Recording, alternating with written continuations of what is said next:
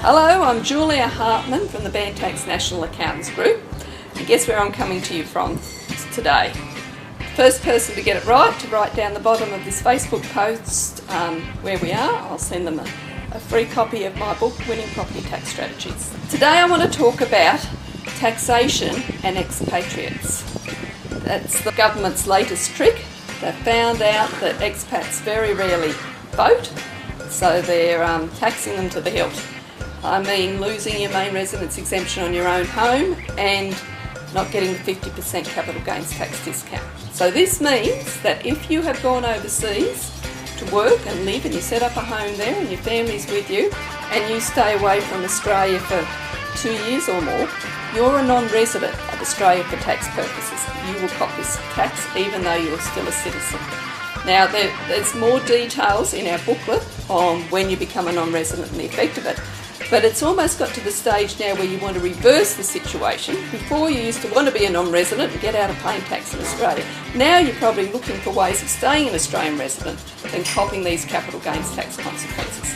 So the first problem is that while ever you're a resident of another country for tax purposes, you don't get the main residence exemption on your home. This means that you're going to have to keep records during that time, and you're going to have to apportion the capital gains made on the property between the days you get the main residence and the days you don't. Now, the most difficult thing is the records, but don't forget these records can include anything you haven't claimed a tax deduction for, from cleaning materials, light globes, plants, you name it. It's the record keeping. And this will go on. You could live in this house when you come back to Australia for 20 years. Still, when you sell it, you're going to have this capital gains tax problem. And during that time, it's not just that you lose your main residence exemption, you also lose your 50% capital gains tax discount. So the whole of the gain during that time, which is really just a gain on inflation, it's not real because it's still going to cost you just as much to buy another house somewhere else. The whole of that gain is subject to tax at your normal rate. When it's an investment property, you don't get the 50% capital gains tax discount. So again, the whole of the gain during that time that you're not a resident for tax purposes is going to get fully taxed, no 50% discount. Now, the next problem if you're an expat is you may have a foreigner for a spouse. Now, foreigners are even beaten up more than expats. So if you're an Australian citizen, you're pretty right for stamp duty and land tax purposes in New South Wales. Victoria's talking about doing something, but we don't know whether it's going to be expats and foreigners or just foreigners. But if your spouse is a foreigner and you want to buy a house in Australia with their name on it as well, then you're going to pay more in stamp duty for the house, and if it's subject to land tax, it's going to be a higher rate of land tax.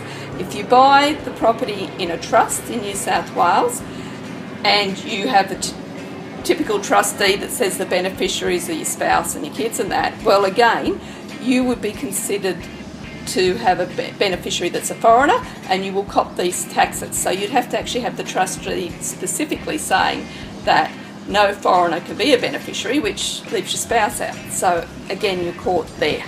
Now, if all this scares you and you've got a property in Australia and you go and sell it, you've got another catch.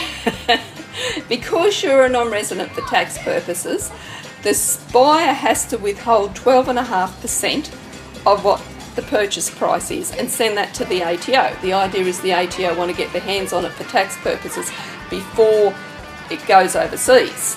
So they want to hold it. Now, that's not too bad because you're going to put in a tax return anyway and you get it back if you're entitled to it. I might point out at this stage, I don't want anything I've said here to encourage you to sell. That's a completely different decision. I just want you to be aware when evaluating your circumstances of the costs involved. Now, if you are selling a property and you don't want the 12.5% tax withheld because you owe more than that on it and the bank won't release the title unless they get the wholesale proceeds, you can apply to the ATO for special consideration and they will give a clearance certificate providing the money goes to the bank. Now, there's a lot to this and a lot more detail to come out yet. We have a booklet called Expats, which is available on our website under the booklet section, which is in the library. And that has a lot more detail, as much detail as we've got at the moment, and we will update that as the legislation comes through. It will also be in our news flash, which comes out every month, which is also available on the website. So at the moment it's just a heads up and hopefully a bit of clarity, because no doubt you're hearing a bit of rumours about what's going on. It's not applying yet, but it will eventually apply to all houses that you already own. So after 2019, there'll be no grandfathering anymore. It'll apply back to houses, all houses owned by expats at that stage. I hope you found that useful, and please visit our website if you need more information or contact any of our offices. We also provide services for expats to do their tax return over the internet. There's under the checklist section in the library, there's checklists there and forms to fill out so that you can do your tax return over the net. And you get personal services still. We'll still contact you and talk about all that. Looking around here, I've got to ask you, why would you leave Australia anyway? Have you guessed where we are yet?